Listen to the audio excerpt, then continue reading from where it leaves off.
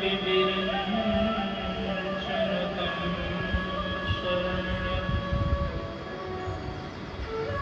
भृत्यार्तिं प्रणतपालभवाब्धिपूतं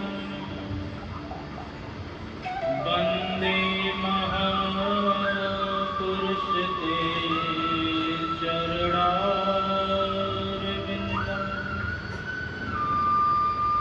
वंशी विभूषितकरान्नवनीरदावम् पीताम्बरादर्डबिम्बफलाधरष्टम्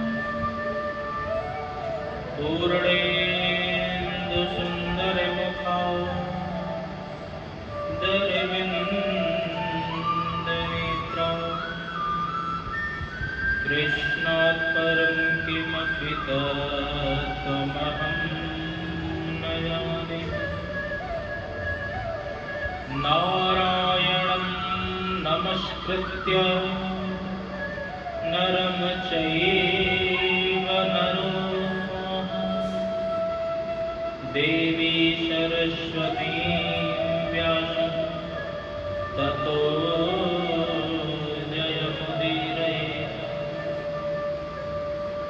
भक्ति भक्त भगवन्त गुरु चतुर नाम बबुएक इनके पग बंदन किए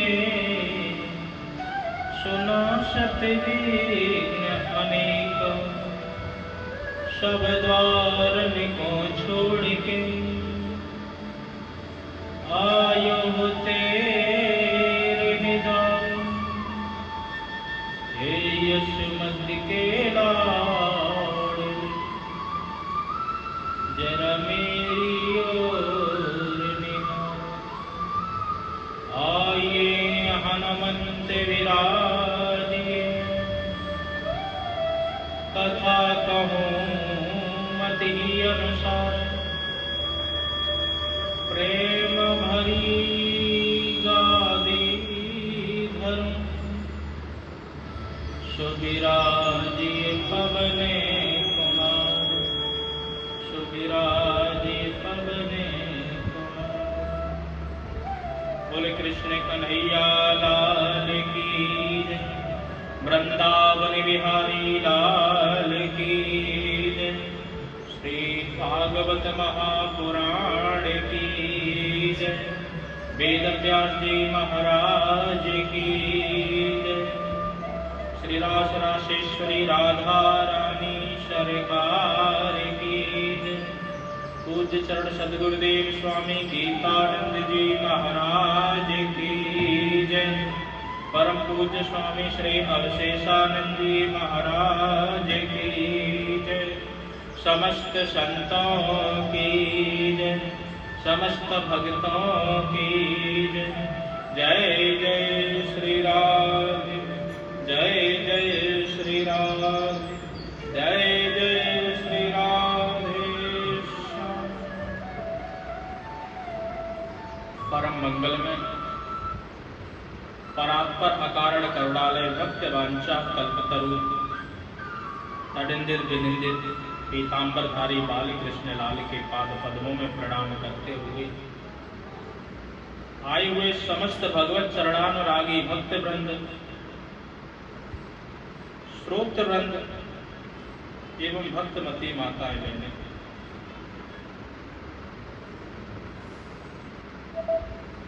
श्रीमद्भागवत महापुराण के माध्यम से आज की सत्संग सत्ता में हम सब अवगाहन करेंगे। इसमें सराबोर होने का प्रयत्न भी करेंगे। जिस कथा श्रवण मात्र से जीव के सभी प्रकार के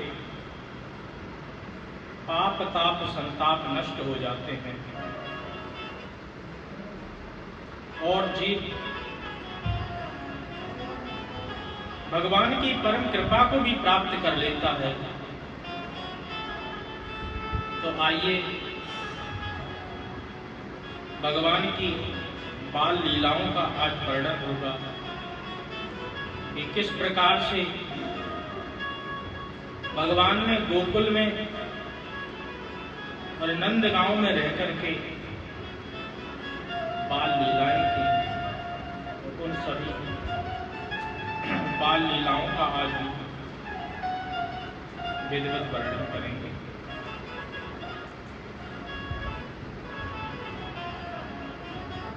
तो प्रसंग पर आते हैं।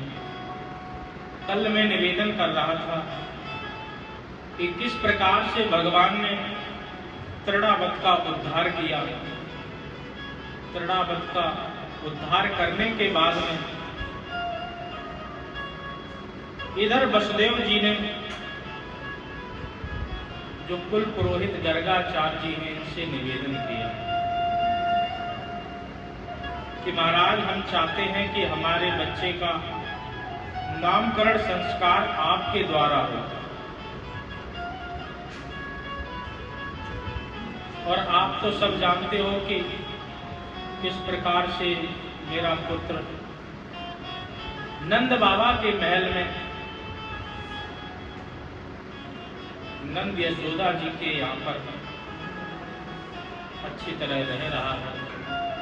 तो मेरी यही आपसे प्रार्थना है, यही निवेदन है कि आप एक दिन जाकर के उसका नामकरण करके आए।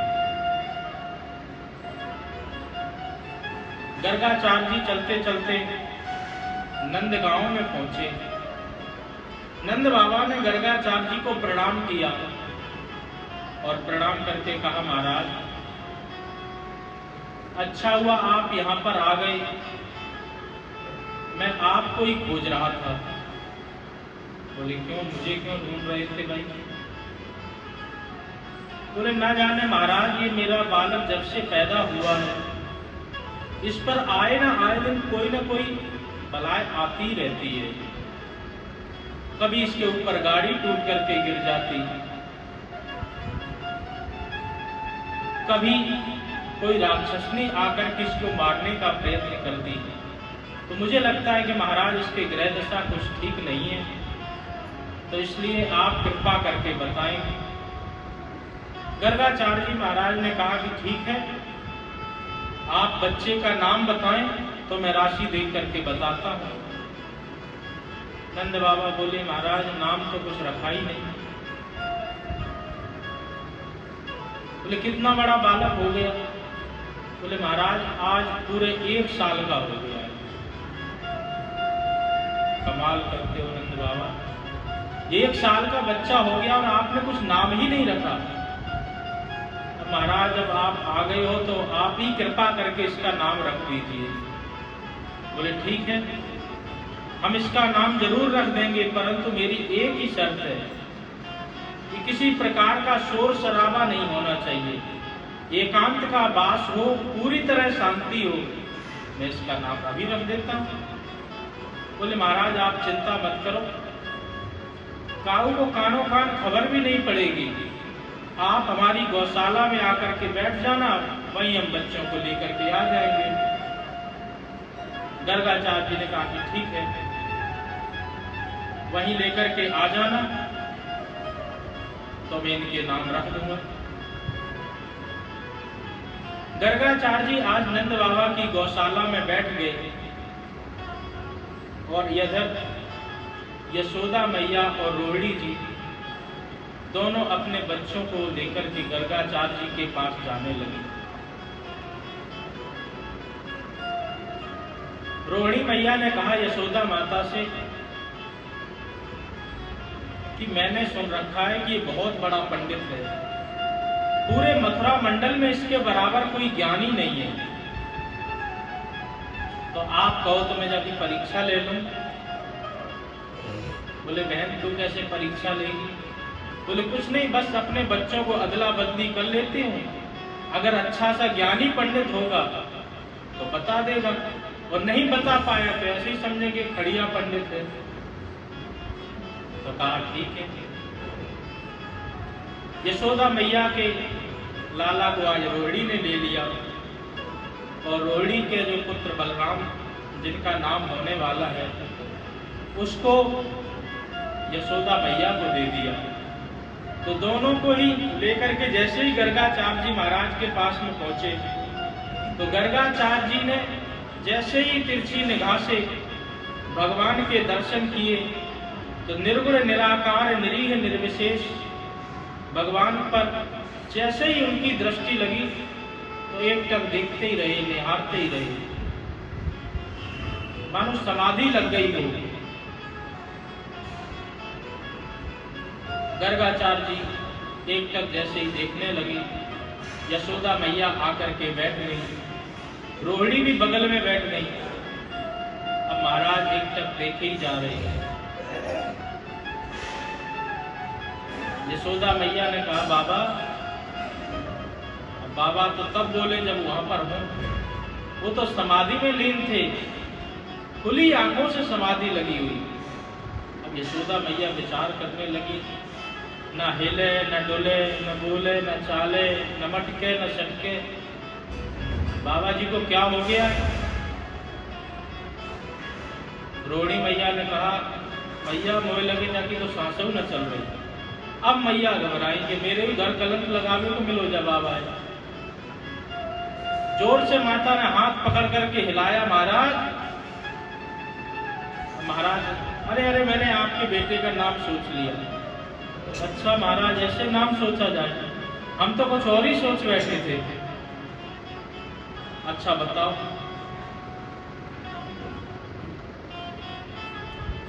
जैसे ही यशोदा मैया के गोद में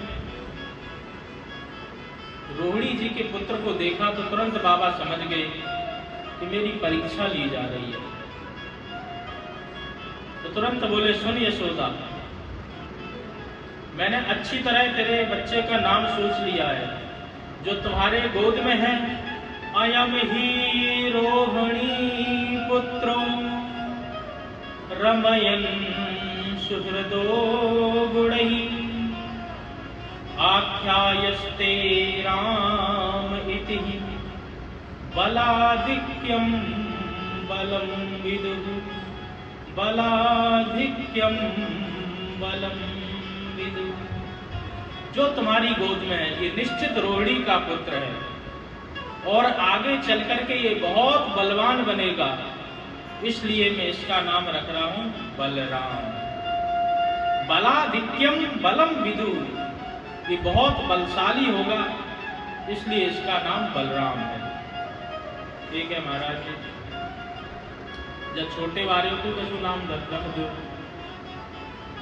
तो भगवान छोटे वाले का नाम क्या रखें? बोले बहूनी संत नामानि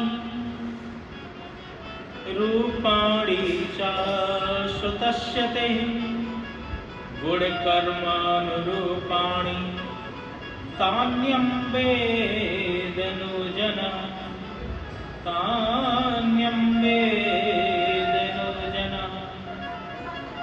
मैया इनके तो हजारन नाम है, बहूनी संत नामानि, इनके अनेक नाम हैं, इनके नाम अनेक अनूपा। गोपाल सहस्त्र नाम, विष्णु सहस्त्र नाम, सब इन्हीं के ही नाम है। मैया बोली महाराज मुझे इतने सब नाम नहीं चाहिए, कोई एक बढ़िया सा चोखो सो नाम ढूंढ के दे दे। तो बोले कि इस समय में इनका नाम रख रहा हूं कृष्ण, श्री कृष्ण। बोले महाराज इसका मतलब क्या होता है? बोले कर्षति आकर्षति इति कृष्णा, जो अपनी ओर सबको आकर्षित कर ले, सबको खींच ले, उसका नाम है कृष्ण। ठीक है महाराज, और बताओ महाराज ये हमारे छोरे की क्या ग्रह दशा रहेगी? आगे चल करके कोई व्यापार करेगो, नौकरी करेगो, कि ऐसे ही गैया ही शराब तो रहेगो? तो बाबा देखने लगे और देख करके कहने लगे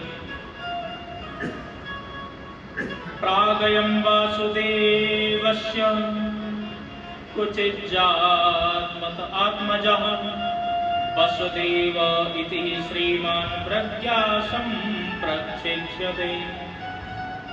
बोले मैया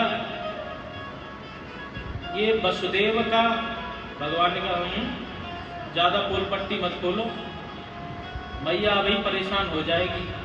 तो तुरंत बात को संभालते हुए बोले मैया ये किसी जन्म में वसुदेव का भी लाला रहा होगा, इसलिए आगे चल के इसका नाम भी वासुदेव के नाम से जाना जाएगा। मैया ने बोला कि हमें ये सब मत बताओ, हम ये पूछ रहे हैं कि इसका भाग्य कैसा होगा, ये आगे चल करके क्या बनेगा। बोले मैया अगर तू जानना ही चाहती है तो ये आगे चल करके बहुत बड़ा चोर बनेगा। लो महाराज ये चोर क्यों बनेगा, भगवान की कृपा से सब कुछ तो हमारे पास है, तो ये किस चीज की चोरी करेगा। बोले ब्रजे बसंतम नवनीत चौरम गोपांगनानां चतकुल चौरम अनेक जन्म ऋजित पाप चौरम चौराग्रगण्यम पुरुषा नमामि। मैया ये एक चीज की चोरी करे तो मैं बताऊं, ये चोरों का सरदार बनेगा और दूध दही आदि की चोरी करेगा। बोले महाराज आपकी कृपा से 9 लाख गैया तो वहीं पे है, तो दूध दही की चोरी की क्या जरूरत पड़ेगी। महाराज अब मुझे और ज्यादा इसकी भविष्यवाणी नहीं सुननी है, हम तो ऐसे ही चकरा जाएंगे ये सब सुन करके। तो तुरंत मैया ने प्रणाम किया और प्रणाम करके अपने बच्चों को लेकर के दोनों वहां से चले गए। इधर गर्गाचार्य जी भी चले गए, आपस में ही बात करने लगी रोहिणी से कि देवी महाराज जी ज्ञानी तो बहुत थे, एक ही नजर में छोरे को पहचान लिया कि कौन किसका है, परंतु नाम कछु अटपटे से रख दिए। बोले कृष्ण कहवे में ही मेरी जीभ तो चक्कर खा जाएगी, तो हमने तो 2 बढ़िया से नाम ढूंढ रखे हैं, कनुआ और बलुआ। कृष्ण को नाम होगा कनुआ और बलराम को बलुआ। कृष्ण कनुआ, बलुआ, कन्हैया, काना ये सब माता के प्राइवेट नाम है यशोदा मैया के, और नाम 2 होने ही चाहिए। प्रेम से जो पुकारा जाता है वो एक अलग नाम होना चाहिए, और जो आपके कागजों में होता है वो अलग होना चाहिए। नहीं तो किसी का नाम रख दिया, छोटी बच्ची पैदा हुई उसका नाम बोल दिया क्या है, बोले गुड़िया। जब वो बड़ी होकर के 80 साल की हो गई गुड़िया, फिर उससे कोई नाम पूछे कि क्या है, तो अगर वो गुड़िया कहेगी तो अच्छा थोड़ी लगेगा। इसलिए प्रेम का नाम अलग होना चाहिए और जो मूल नाम है उसको अलग रखना चाहिए। तो आज मैया ने 2 नाम अच्छे से रख लिए। अब धीरे धीरे बच्चे बड़े हुए, दोनों भाई एक दूसरे की उंगली पकड़ करके चलने लगे। मैया उन्हें कभी आंगन में चलाना सिखाती हैं, कभी और दूर लेकर के जाती हैं, कभी मोर पंख उनके माथे पर बांधती हैं, छोटी सी कमर में कंदनी पहना दी है। धीरे धीरे दोनों ही चलना सीख रहे हैं। कालीना व्रज पालते ताल्पेन गोकुले राम केशवं जानुभ्यां सह पाणिभ्यां रिंगमाणौ प्रजापति। धीरे धीरे बड़े हो रहे, आंगन में चल रहे हैं, आंगन में रुनुक झुनुक करके चल रहे। सूरदास जी, रसखान जी बैठ करके इस झांकी को निहार करके अपने जीवन को धन्य बना रहे। रसखान जी तो कहते हैं कि जैसे ही भगवान धूल दूषित होकर के जो वहां पर मिट्टी थी उसको अपने शरीर में जैसे ही लगाया, तो लगा करके रसखान में इतने भाव विभोर हो गए और भाव विभोर होकर के कहने लगी, धूल भरे अति शोभित श्याम जू, कैसी बनी सिर सुंदर चोटी, खेलत खाते फिरते अंगना में, पैज निबाजत पीर कछोटी। या छवि को रस खाने बिलोकत, भारत काम कला निधि कोटी। और काव्य के भाग बड़े सजनी, हरि हाथ सुले गयो माखन रोटी। हरि हाथ सुले गयो माखन रोटी। इस स्वरूप को देख करके रसखान अद्भुत आनंद को प्राप्त हो रहे। सूरदास बाबा भी बहुत अच्छे पद पदावलियां अपने मन में ही गुनगुनाते हैं। धीरे धीरे बालक बड़े हुए तो कभी जाकर के गैयों के सींगों से लटक जाते हैं, कभी जाकर के छोटे से छुरा को लेकर के वीरों की भांति खूब तलवार की तरह उसको घुमाते हैं। तो कभी कोई लीला करते, कभी कोई लीला करते।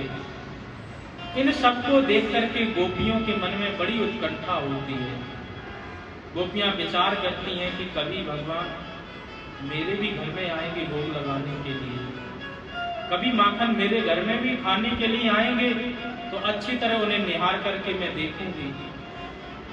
फिर विचार करने लगती हैं कि मेरे यहाँ पर ये क्यों आएंगे, इनके तो खुद ही इतनी 9 लाख गायें हैं, माखन दूध की किसी चीज बात की कमी नहीं है, तो इनके छटा को कैसे पाया जाए, इनके दर्शन को कैसे निहारा जाए। तो बोली चलो यशोदा मैया के यहाँ पर चलो, झूठी मूठी शिकायत लेकर के ही चलो। कहा कि ठीक है। गोपियां जब ये सब विचार करने लगी, इधर भगवान ने एक लीला और की। भगवान ने सभी ग्वाल वालों को बुलाया और बुला करके कहा कि चलो हम एक खेल खेलते हैं। बोले कौन सा खेल खेलोगे?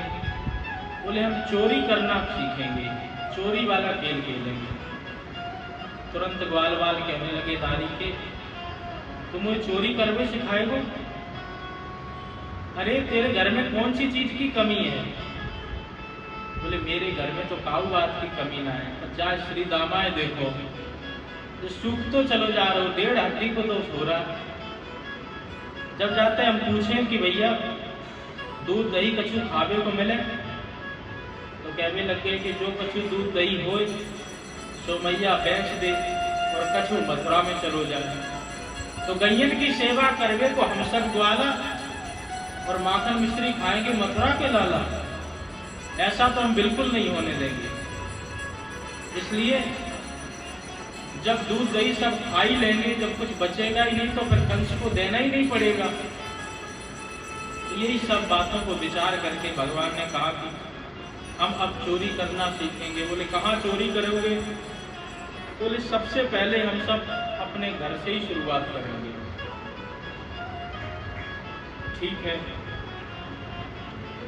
सबने अपने अपने घर पर चोरी करने का अभ्यास किया। कुछ सफल हुए, कुछ विफल हुए, किसी पर मार भी पड़ी, किसी पर डांट पड़ी। दूसरे दिन आकर के कृष्ण को बोला, कन्हैया ऐसे खेल हम तो कबू ना खेलेंगे। मैया ने मुझे चोरी करते हुए पकड़ लियो और देख इतना मारो कि मेरी पीठ पूरी लाल है। कृष्ण ने कही अरे राम राम, तुम पे चोरी करवो ना है? अरे हम सिखाएंगे कैसे चोरी करी जाती है। तो सर्वसम्मति से एक मंडल बना लिया। तो हमारे मंडल का नाम होगा बाल गोपाल चोर विद्या मंडल। हम तुम सबके सरदार बन जाएंगे और तुम सब हमारे सहपाठी। चलो चोरी करने चलते। तो आज ब्रजभामाओं का, गोपियों का मनोरथ पूर्ण करने के लिए भगवान किसी गोपी के यहाँ जाकर के किसी प्रकार की लीला करते हैं। किसी के यहाँ पर जाकर के किसी प्रकार से माखन चुरा करके उन गोपियों को तृप्त करते हैं। और गोपियां भगवान की एक छटा को पाने के लिए आज यशोदा मैया के पास में शिकायत करने के लिए आई। यशोदा मैया के पास में जैसे ही सारी गोपियां पहुंची तो यशोदा मैया कहने लगी, ना मैंने बुलवा दियो ना तुम्हें सबन को बुलायो, आज फिर काय के गीत गावे को आ गई। तो गोपियां बोली, मैया हम तेरे बालक के गीत गावे को ना आई, आज बाकी हम करतूत बतावे को आई कि वो क्या करे। अच्छा बताओ क्या करता है? बोले हम तो उसके सामने ही कहेंगे, हम कोई पीठ पीछे चुगली नहीं करती हैं, उसको तुम बुलाओ और जब बुलाओगी तो उसके सामने ही मैं बताऊंगी वो क्या क्या करता है। मैया ने तुरंत भगवान को बुलाया, कन्हैया। कन्हैया दौड़े दौड़े आए, पूछा कि इन गोपियों को तुम तंग करते हो? तो भगवान ने रोनी से सूरत बना ली और यशोदा मैया के पीछे खड़े हो गए। एक एक गोपी शिकायत कर रही है, बत्सान मुंचन कुचित समय क्रोश संजात हासः स्तेयं स्वदविधि दधिपयः कल्पितैस्ते अयोगै मर्कान् भोक्षन् विभजति सचिन्नाति भाण्डं विनन्ति द्रव्यालावेश ग्रहकुपते या प्रतोष्यतो काम। मैया, एक गोपी ने शिकायत की, मैया ये मेरे घर पे आए और आकर के मेरा छोटा सा बछड़ा है, उस बछड़े को खोल देता है और बछड़ा पूरा दूध पी लेता है। मैया ने कहा कि तू दूध दोवे को जा रही होगी, तो लाला ने खोल दी तेरे बछड़ा। बोले नहीं नहीं महाराज माता, बत्सान मुंचित कुचित समय, जब दूध दूने का कोई समय नहीं, ऐसे समय पर खोल देता है। गोपी भी ठीक कह रही है। भगवान की भगवत्ता तो तभी है जब समय से पूर्व ही मुक्त कर दे जीव को। समय के बाद में किया तो फिर उनकी भगवत्ता का कोई महत्व नहीं है। तो भगवान पहले ही जीव को मुक्त कर देते हैं। अच्छा, और मैया सुन, जब मैं जाते बछड़ा छोड़वे की कहूं तो मुझे 50 गारी सुनावे। एक दिन मैं दूध दोवे को जा रही और मैंने कही लाला जरा मेरा बछड़ा छोड़ दियो, तो तुरंत कहने लगो मैं तुम्हारा कोई नौकर हूं, तुमने मुझे तो अपनी नौकरी पर रखो, तो 50 गारी सुना दे। बादल ते मेरो कहवे कोई मनी ना हो। दूसरी गोपी कहने लगी कि मैया एक दिन हमने जाते कही कि हमारे घर में आकर के माखन मिश्री को खा लिया करो, क्योंकि यशोदा मैया ने एक बार कहा था कि गोपियों अगर मेरा लाला तुम्हारे घर में आए तो प्यार से उनको माखन मिश्री खवा और जो कछु तुम्हारो बने तो हमसे ले लियो। तो गोपी बोली, अरे मैया कैसी बात करे, तेरो लाला अगर माखन मिश्री खाएगा तो अम्बा को हिसाब करूंगी का। परंतु मैया मैंने आपकी बात मान करके एक दिन इसको बढ़िया सा खूब थाली में माखन मिश्री परोस दिया। जब खाने के लिए कहा तो तुरंत कमर पर हाथ रख करके कहने लगा, अरे मैं कोई भिखमंगा हूं जो तुम्हारे घर पर आकर के खाऊंगा? अरे हमारे पास बहुत माखन मिश्री है, अगर तुमको चाहिए हो तो मेरी मैया से ले लियो जाके। तो मैंने कही जब तू इतना ही बड़े बाप को छोड़ा है तो चोरी क्यों करते डोले? तो कह रहे हो कि चोरी के माल में स्वाद ही कुछ और है। इस प्रकार से चोरी करता है। तो मैया ने कहा तुम कोई बात नहीं, अपने माट मटके हैं ऊपर रख दिया करो जिससे वो पहुंच भी न सके। अरे मैया कोई न पतो जाने अपनो पूरो मंडल बना रखो है, जो ज्यादा ताकतवर छोरा है भाई नीचे घोड़ा बना दे, बाकी ऊपर एक और हो जाए, बाकी ऊपर एक और, तो सबसे ऊपर ये खड़े होकर के माखन की अब तुरंत गागर पट्टी उठा ले, और उठावे के बाद में पहले तो खुद खाए, फिर गोल जितने भी गोप ग्वाल हैं इन सबन को खवाए, उसके बाद में जो बच जाए तो ऐसी आवाज लगाए कि बंदर सब भीतर को चले आए। जब बंदरन के पेट भर जाए तो वो सूंघ सूंघ करके उस माखन को वहीं छोड़ देते हैं। तो उसके बाद में ये माखन को सूंघे और सूंघ करके बोले राम राम राम, कैसो बासो माखन रख रखो है। अरे जाए तो बंदरों ना खा रहे, आदमी खाएगा तो बीमार हो जाएगा, और तुरंत माट मटका हमारे सब तोड़ दे। मैया तुरंत पीछे को देखती है, क्यों लाला तू ऐसो करे? भगवान रोनी से सूरत बना करके चुपचाप खड़े हैं, और जैसे ही मैया की निगाह हटती है तो गोपियों को कहते कोई बात नहीं, आज शिकायत कर लो, कल तुम्हें फिर हम मजा चखाएंगे। एक गोपी बोली मैया मेरे घर पे तो न माखन है न मिश्री है, कछु है ही नहीं, तो तू क्यों आई है? बोले मैया एक दिन ये मेरे घर में घुस गए, और घुसने के बाद में बहुत जने 2 घंटा तक इधर उधर खूब ढूंढा, कुछ भी नहीं। जब मिला तो 50 तो गारी सुनाई, राम राम, जब घर में न माखन है न मिश्री, जे घर है कि मरघटा है। जब इसको कुछ भी नहीं मिला तो एक कमरे में जब चला गया तो कमरे में मेरी छोटी सी बिटिया सोई रही, और वह बिटिया की जो चोटी थी उसने चोटी को ही खटिया की पाटी में बांध दिया, और बांध करके उसके कान में बोला हौवा। जब ऐसे ही बोला तो बड़बड़ा करके वो उठी और जोर से रोने लगी, और मैं जैसे ही उसको बचाने गई तो मैंने जाए फालतू भयो पाए दियो। भैया बताओ मेरी भी ऐसी परेशानी, जिनके घर में माखन मिश्री है उनके घर में तो ये परेशानी करेगी, जो माखन मिश्री नहीं है जिनके घर में वो भी इससे परेशान है। तो भैया मैं बताओ मैं क्या करूं, मैं इस प्रकार से परेशान हूं। भगवान ने कहा कि कोई बात नहीं, जितनी शिकायत करनी हो आज तुम सब कर लो। मैया ने फिर डांटा कि लाला तो ऐसे मत करे, कोई चीज चाहिए हो तो मुझे बता दियो करे। उसके बाद अनेक प्रकार से गोपियां शिकायत कर रही हैं, और भगवान की उस रोनी सी सूरत को निहार करके आनंदित भी हो रही हैं।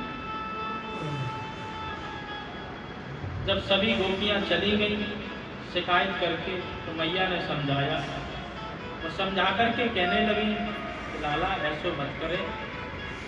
तो लाला कहने लगे मैया ये सब गोपियां झूठ बोल रही हैं, मैं काऊ के घर न जाऊं। अरे दूध दही तो सब अपने घर में है ही, तो मुझे जाने की क्या जरूरत है काऊ के घर में? अच्छा ठीक है। तो भगवान ने इस प्रकार से गोपियों का मनोरथ पूर्ण करने के लिए माखन लीला का भी चित्रण दिया। इस प्रकार से माखन लीला थी। बोल माखन चोर भगवान की। माखन चोरी करने के बाद में भगवान ने सोचा कि माखन तो हमने खूब खा लिया, अब चलो चल करके थोड़ा सा ब्रजरज का भी स्वाद सकते हैं। तो तुरंत ब्रह्मांड घाट पर पहुंच गई। एकदा क्रीडमानस्ते रामाद्या गोपदारितः कृष्णो मृदं भक्षति वां इति मात्रेण निवेदयः। ब्रह्मांड घाट पर पहुंच करके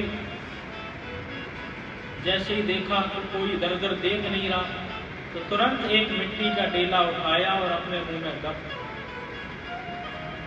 इसको बलराम दाऊ जी ने देख लिया, देख करके बोला क्यों काना कन्हैया तूने मट्टी खाई? मैंने नहीं खाई। चल तेरी तो आज शिकायत मैया से करूंगा चल के। जैसे ही मैया के पास में गए तो कहने लगे, कृष्णम मृदाम भक्षतवान, मैया इसने मिट्टी खाई, तेरे लाला ने माटी खाई, यशोदा सुन माई। बलराम जी ने शिकायत की कि इसने मिट्टी खाई है। भगवान ने कहा, माता यशोदा ने कहा, ये अच्छा तुमने मिट्टी खाई, और अगर इसको मैं आज नहीं डांटूंगी तो क्या पता कल गुड़िया खा के आ जाए, परसों भांग खा के आ जाए। अगर मैंने नहीं डांटा तो इसकी आदत नहीं कहीं बिगड़ जाए। तो इसलिए यशोदा मैया कहने लगी, कस्मान मृद मदान्दात्मन भवान भक्षतवान रहा, बंधतः विपहेता कुमारस्ते गजोपया। जो लाला तूने मिट्टी खाई? बोले भगवान ने तुरंत कहा कि नाहं भक्षतवानम्बा सर्वे मिथ्याभिशंसनः, यदि सत्यगिरस्ताहं समक्षं पश्य मे मुखम्। बोले मैया मैंने बिल्कुल मिट्टी नहीं खाई। अरे ये सब झूठ बोल रहे सारे ग्वालवाल। बोले अच्छा, कल तक गोपियां झूठ बोल रही थी, आज ये सब ग्वालवाल झूठ बोल रहे हैं। सच्चिदानंद तो हमारे ही घर में पैदा हुआ। भैया तुमों को मुझ पर विश्वास नहीं? अगर विश्वास नहीं है तो समक्षम पश्य मे मुखम, मेरे मुंह को खोल करके देख लो। मैया ने कहा दिखाओ अपना। अब भगवान ने कहा तो और फंस गए। तो जैसे ही मुंह खोलना आरंभ किया, भगवान की ऐश्वर्य शक्ति ने सोचा कि अगर मैया ने मुंह में मिट्टी देख ली तो आज पिटाई हो जाएगी भगवान की। तो तुरंत अपने ऐश्वर्य शक्ति से सारा ब्रह्मांड, नदी पर्वत बाग सूर्य चंद्र वाटिका सारे मुख में ही प्रकट कर दिए। जैसे ही यशोदा मैया ने देखा, देखते ही घबरा गई और हाथ जोड़ करके प्रार्थना करने लगी, सोचने लगी कि मेरे घर में तो साक्षात भगवान का ही अवतार हुआ है।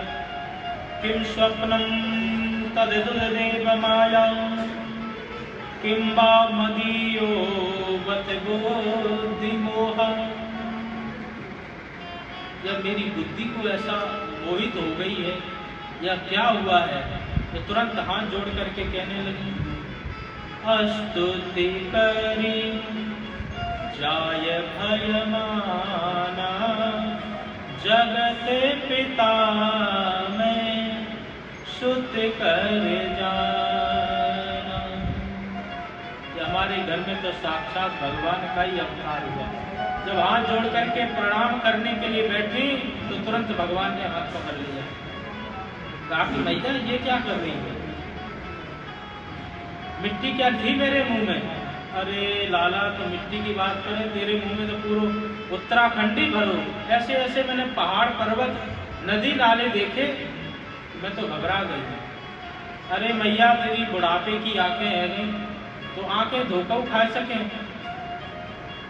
जब दोबारा कहा कि अच्छी तरह दोबारा देखो, तो मैया ने तुरंत आंखों को मीड़ते हुए जब दोबारा देखा तो भगवान की ऐश्वर्य शक्ति से भगवान का मुंह बिल्कुल साफ था। मैया समझ गई, हाँ कोई न कोई जो है ना बुढ़ापे में ना जाने लाला कैसी कैसी बीमारी लग जावे तेरे मुंह में। अब तुमको ये सब दिख रहा हो तो अरे ये सब मेरो ही भ्रम है, तेरे मुंह में कछू ना है। तो तुरंत मैया ने गोद में भर लिया लाला को और प्रेम करने लगी। तो ऐसे भगवान ने मिट्टी खा करके ब्रजरज का भी स्वाद चखा। ये कहते हैं सुखदेव जी महाराज, परीक्षित ये यशोदा और नंद पूर्व जन्म के द्रोण और धरा नाम के वसु थे। इन्होंने भगवान की खूब तपस्या की। जब भगवान प्रकट हो गए तो इन्होंने कहा कि भगवान का इतना अच्छा स्वरूप है तो मैं चाहता हूं कि इनको ही अपने गोदी में खिलाऊं। इसलिए भगवान इनका मनोरथ पूर्ण करके देवकी के पुत्र बने और यशोदा जी के गोद में खेलने के लिए आ गए। तो ऐसे भक्त वत्सल भगवान हैं। अब धीरे धीरे समय बढ़ता गया। एकदा गृहदाशेषु यशोदानंद गोहनि परमान्तरो नियुक्तासु निर्ममन्थं स्वयं ददे यानि यानि गीतानि तद्बालचरितानि च दधि निर्मन्थने काले स्मरन्ति तानि गायतः। एक दिन माता ने घर के बहुत सारे काम किए। बहुत सारे काम करने के बाद भी माता के पास अनेक दास दासी हैं, परंतु भगवान की सेवा वो खुद ही करते हैं। भगवान के लिए निर्ममंथम स्वयं दधी। सुखदेव जी कहते हैं कि दास दासियां होने के बाद भी वो स्वयं ही उनके लिए माखन बनाती हैं, स्वयं अपने लाला की सेवा करती हैं। क्योंकि बच्चों की सेवा करके जो माता संस्कार दे सकती है वो आया संस्कार नहीं दे पाती। आया तो अपनी नौकरी कर रही है, उसको तो जैसे तैसे समय पास करना है, इसलिए बच्चों की सेवा माताओं को स्वयं करनी चाहिए। तो मैया एक दिन बढ़िया मथानी से माखन निकाल रही थी। तो माखन निकालते हुए भगवान आए धीरे धीरे चल करके और आकर के तुरंत मथानी पकड़ ली। कहने लगे मैया मुझको तो बहुत जोर से भूख लग रही है। तो कहा कि अच्छा। तो तुरंत मैया ने मथानी छोड़ दी और भगवान को दुग्ध पान कराने लगी। दुग्ध पान करते हुए लाला ने बोला कि मैया एक बात पूछूं? बोले एक नहीं तो 10 पूछ ली। अच्छा मैया मुझे बताओ कि तुम्हें दूध प्यारो है कि पूत प्यारो है? मैया ने कही लाला तू कैसी बात करे? अरे मोह तो सबसे ज्यादा पूत प्यारो है, मेरो लल्ला ही प्यारो है। अरे दूध दही मोह कछु प्यारो ना। अच्छा ठीक है। इतनी बातें करते करते तुरंत मैया को याद आया, अरे दूध तो हम चढ़ा छोड़ाए चूल्हे पे, अरे उफन जाएगा, सब फैल जाएगा। तो तुरंत कृष्ण भगवान को नीचे उतार करके रख दिया और दूध को लेने के लिए चली गई। जैसे ही भगवान ने देखा तो संजाता तो पुष्पुरतारुणाधम, तुरंत क्रोध आ गया।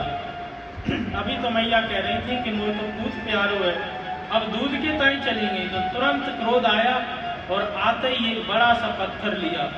जितने माट मटका रखे थे उन सभी माट मटकाओं को धमाधम करके फोड़ते चले गए। जैसे ही सभी माट मटकाओं को फोड़ा और उधर से यशोदा मैया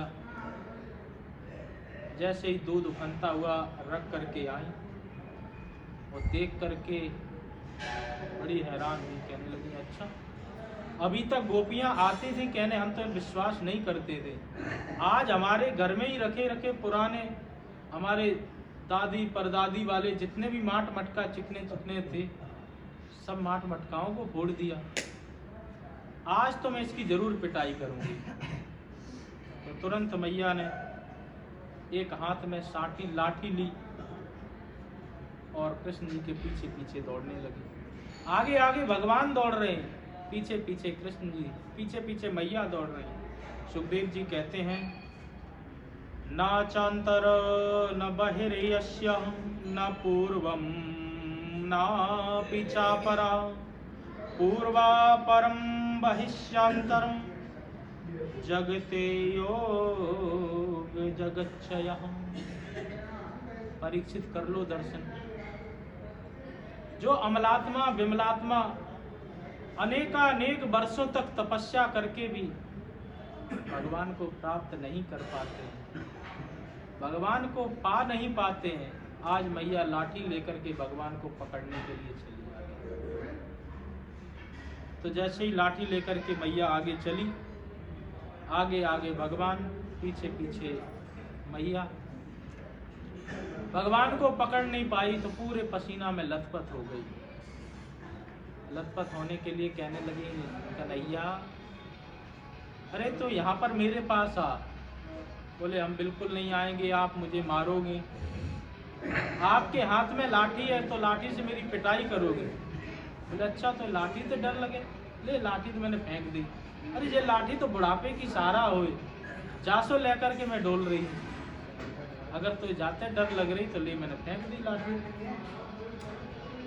जैसे ही लाठी फेंकी तो भगवान तुरंत दौड़ करके और दौड़ करके आए तो मैया ने गप से तुरंत हाथ पकड़ लिया।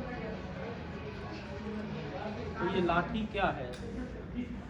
बोले ये कर्तृत्व अभिमान है। जीव को जब कर्तृत्व अभिमान आ जाता है तो वो किसी भी प्रकार से भगवान को प्राप्त नहीं करते। हो भगवान। तो इसलिए एक तरफ जीव का पुरुषार्थ होना चाहिए और दूसरी तरफ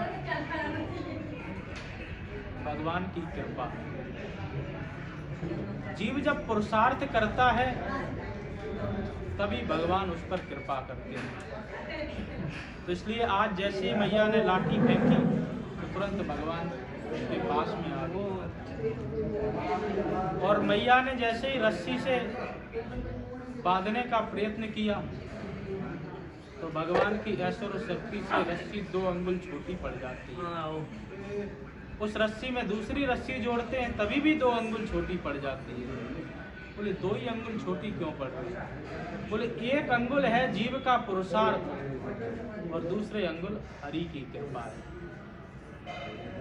यदि कोई जीव केवल अपने पुरुषार्थ से ही भगवान को बांधना चाहे, पकड़ना चाहे तो वो संभव नहीं है। कोई कहे कि अरे मैं केवल और केवल अपनी साधना के बल पर भगवान को पकड़ सकता हूं, बंद हो जाए तो साधना के बल पर भगवान को कोई नहीं पा सकते। कोई भी ऐसी साधना नहीं है जो भगवान को पकड़ने में सामर्थ्य रखती हो। तो भगवान की जब तक जीव पर कृपा नहीं होती तब तक भगवान उसके पास में पहुंचते ही नहीं है। तो क्या साधना करना व्यर्थ है? बोले नहीं, व्यर्थ नहीं है।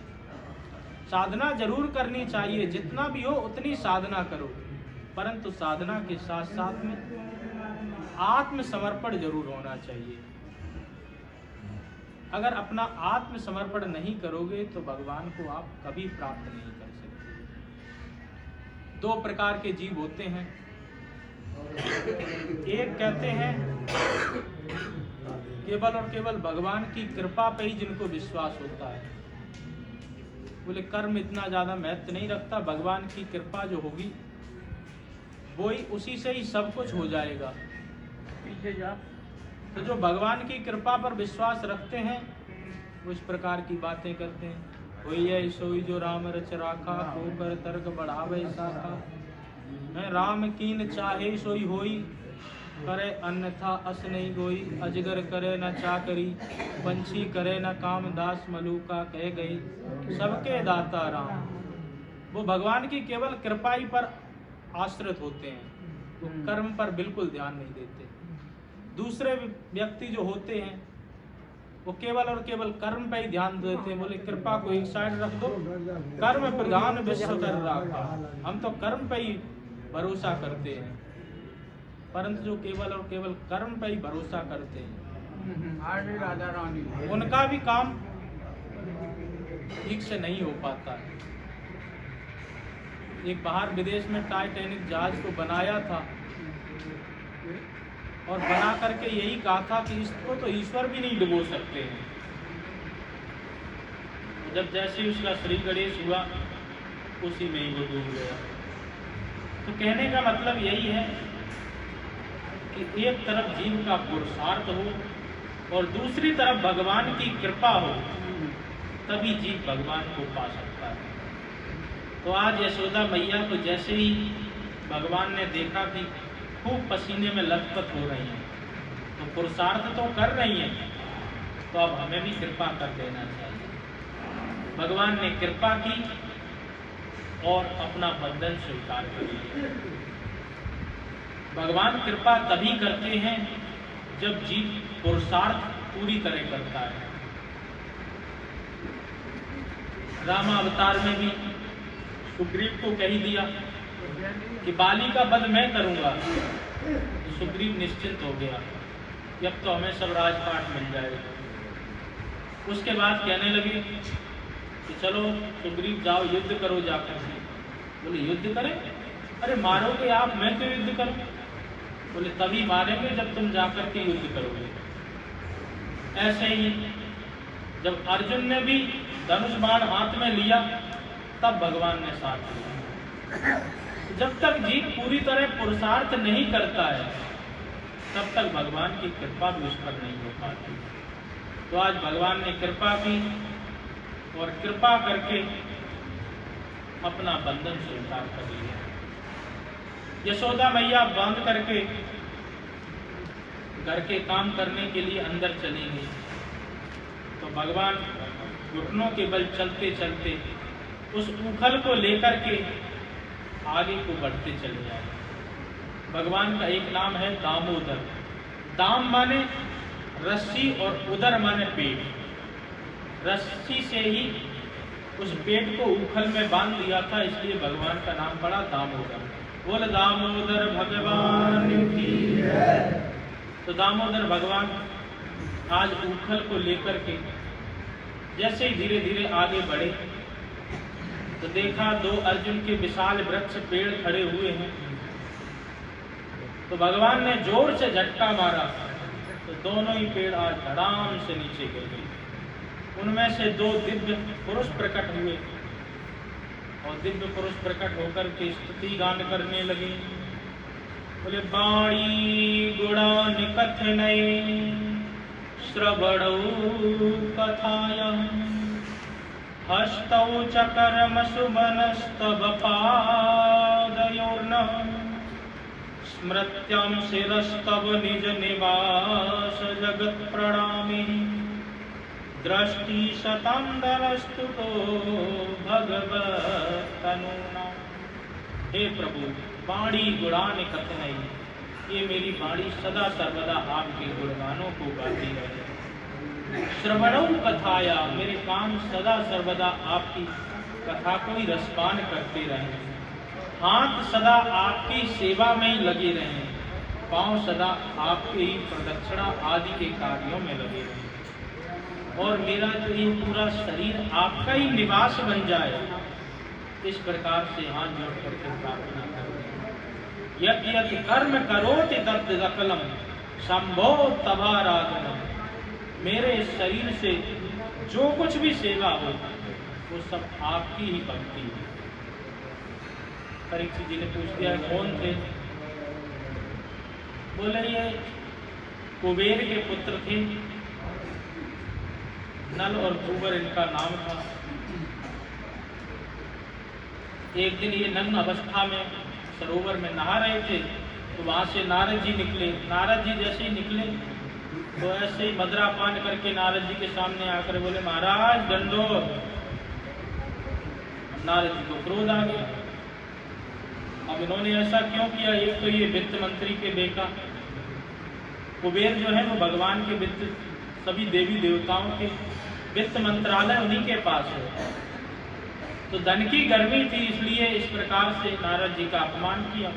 नारद जी ने श्राप ही दे दिया कि जाओ तुम जड़ की तरह ऐसे ही पेड़ बन करके खड़े हो जाओ। जब बहुत रोए तो फिर नारद जी ने कहा कि भगवान तुम्हारा खुद ही उद्धार करेंगे। तो आज नल और कुबर और मणिग्रीव ये नाम के दो जो कुबेर के बेटा थे, यही आकर के भगवान के कृपा से आज इनका उद्धार हुआ। तो ऐसे भक्त वत्सल भगवान किसी न किसी प्रकार से ब्रज में अनेकानेक लीलाएं की। आगे की लीला का वर्णन कल हम आरंभ करेंगे कि किस प्रकार से नंद बाबा ने सभी उपनंदों को बुला करके वृंदावन जाने का निश्चय किया और वो वृंदावन है कैसा, उसका वर्णन कल ठीक समय पर होगा। अभी आज का समय यहीं पर हम समाप्त करते हैं। जय घोष के साथ। बोल वृंदावन बिहारी लाल की जय। श्री गीता बिहारी लाल की जय। श्री सद्गुरुदेव महाराज की जय। सच्चिदानंद भगवान की जय। श्री राधा रानी की जय। पूज्य शरण सद्गुरुदेव स्वामी श्री गीतानंद जी महाराज की जय। परम पूज्य स्वामी श्री अवशेषानंद जी महाराज की जय। समस्त साधु संतों की जय। समस्त भक्त जनों की जय। जय जय